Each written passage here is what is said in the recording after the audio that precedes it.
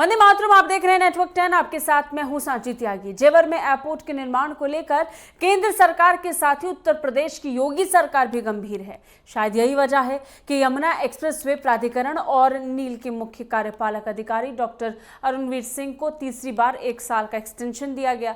Airport का निर्माण कब तक संपन्न होगा, इसके बनने से यहाँ के लोगों को कैसे लाभ होगा, कितने और गाँव विस्थापित किए जाएंगे सहित कई अहम मुद्दों पर हमारे संवाददाता राजकुमार चौधरी ने डॉक्टर अरुणवीर सिंह से खास बातचीत की।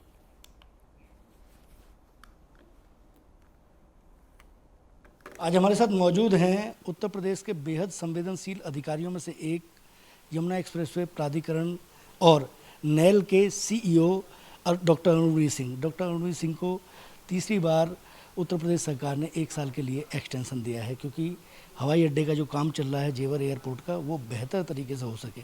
हवाई अड्डा कब तक बन के तैयार हो जाएगा और इससे जो आसपास के जो ग्रामीण हैं उनको क्या बेनिफिट होंगे?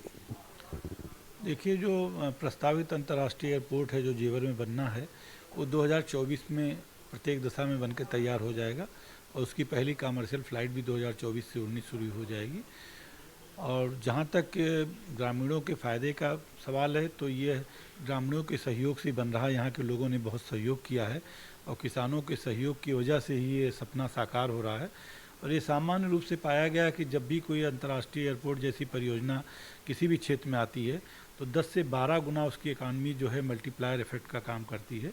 तो यहाँ के लोगों को, चाहे वो किराए में बढ़ोतरी हो, चाहे उनके कमर्शियल इस्टेब्लिशमेंट में वृद्धि हो, उनके ज़मीनों के दाम हों, या उनके स्वयं द्वारा कोई स्टेक होल्डर्स के रूप में कहीं काम करने की उनकी अपनी इच्छा हो, तो और इसी प्रकार जो है रोज़गार परक और अवसर हों या रोज़गार उनको मिलें। जैसे नोएडा में भी फिल्म सिटी शुरुआती दौर में बनी, लेकिन अब यहाँ भी आप फिल्म सिटी बना रहे हैं, तो उससे कैसे भिन्नता रहेगी? क्योंकि ये एक बड़ा क्षेत्र होगा, वो बहुत छोटा क्षेत्र था, तो उससे कहीं ना कहीं, क्योंकि उसको स्थापित किया तो वो सक्सेस नहीं हो पाई, तो उससे भी कोई कहीं ना कहीं हम सीख ले रहे हैं।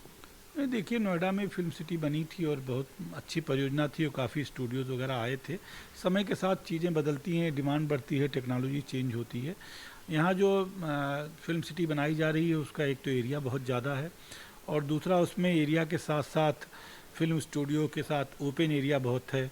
बैकलॉट जिसको बोलते हैं, जहाँ पर शूटिंग होती है, फिल्म इंस्टीट्यूट बन रहे हैं, VFX की सुविधाएं हो रही है, डिजिटल प्लेटफार्म हो रहा है। चूँकि अब ज़माना बदल गया डिजिटल प्लेटफार्म का, तो उस तरह की कार्रवाई यहाँ पर हो रही है। साथ ही साथ यहाँ पर एक अम्यूज़मेंट पार्क बनाए जाने की भी योजना है।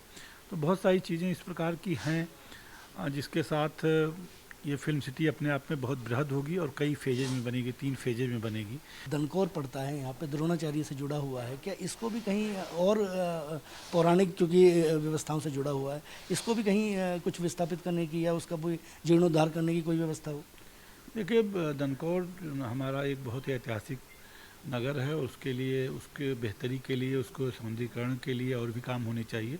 वहाँ पर नगर पंचायत एक कार्यरत है, इसलिए डुप्लीकेसी हम लोग काम की नहीं कर पा रहे हैं, लेकिन अलग से उसकी एक परियोजना बना के कोशिश है कि द्रोणाचार्य इस नगर को और भी सुविधाएं वहाँ दी जाए, चाहे वो पार्किंग की हो, चाहे खेल कूद की हो, या उसके ऐतिहासिक जो उसकी विरासत है उसको संरक्षित करने को हो। सकारात्मक सोच के साथ हमेशा एक शहर का कहीं ना कहीं निर्माण किया जाता है, तभी एक बेहतर शहर बनाया जा सकता है जब हम सकारात्मक होंगे। शायद ये बात डॉक्टर अरुणवीर सिंह पर बिल्कुल सटीक बैठती है। कैमरा पर्सन अमित के साथ Rajkumar Chaudhary, network 10, Yamuna expressway authority, greater Noida.